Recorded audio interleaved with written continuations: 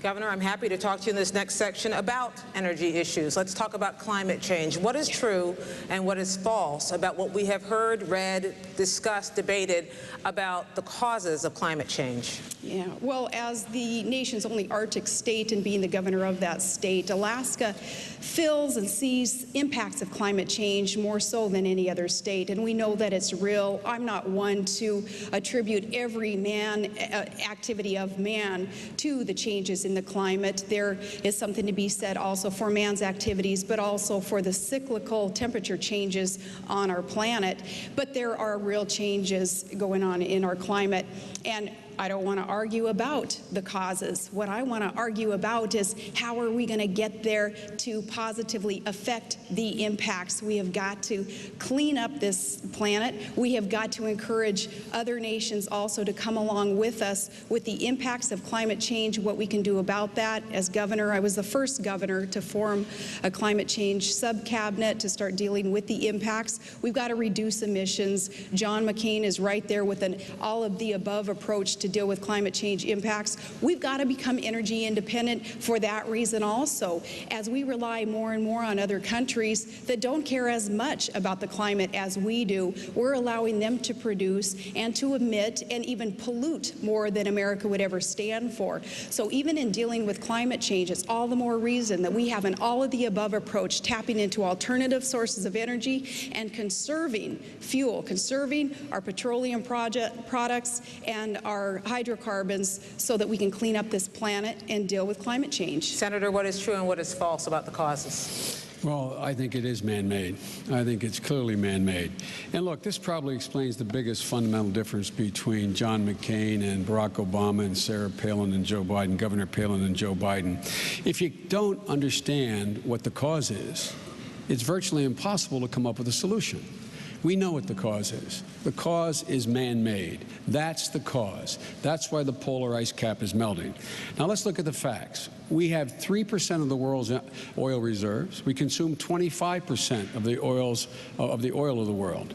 John McCain has voted 20 times in the last decade and a half against funding alternative energy sources, clean energy sources, wind, solar, biofuels, the way in which we can stop the greenhouse gases from emitting. We believe, Barack Obama believes, by investing in clean coal and safe nuclear, we can not only create jobs in wind and solar here in the United States, we can export it. China is building 1 to 3 new coal-fired plants, burning dirty coal per week. It's polluting not only the atmosphere, but the west coast of the United States. We should export the technology by investing in clean coal technology. We should be creating jobs. John McCain has voted 20 times against funding alternative energy sources and thinks, I guess, the only answer is drill, drill, drill. Drill we must, but it will take 10 years for 1 drop of oil to come out of any of the wells that are going to be begun to be drilled. In the meantime,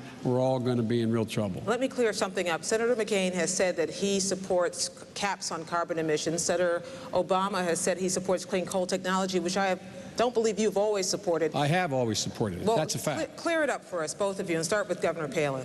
Yes, Senator McCain does support this. The chant is drill, baby, drill. And that's what we hear all across this country in our rallies, because people are so hungry for those domestic sources of energy to be tapped into. They know that even in my own energy-producing state, we have billions of barrels of oil and hundreds of trillions of cubic feet of clean, green natural gas. And we're building a nearly $40 billion natural gas pipeline, which is North America's largest and most expensive infrastructure project ever to flow those sources of energy into hungry markets.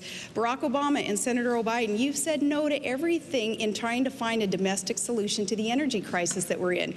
You even called drilling, safe, environmentally friendly drilling offshore, as raping the outer continental shelf. There, with new technology, with tiny footprints even on land, it is safe to drill, and we need to to do more of that, but also in that all-of-the-above approach that Senator McCain supports.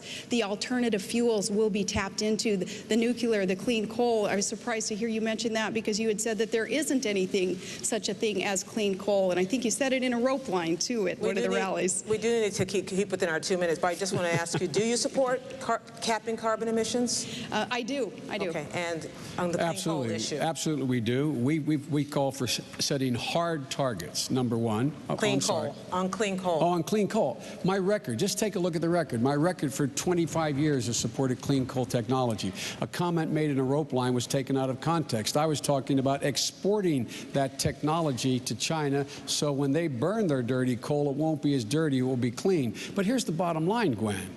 How do we deal with global warming with continued addition to carbon emissions? And if the only answer you have is oil, and the governor says John's for everything, well, why did John vote 20 times? Maybe he's for everything as long as it is not helped forward by the government. Maybe he's for everything if the free market takes care of it.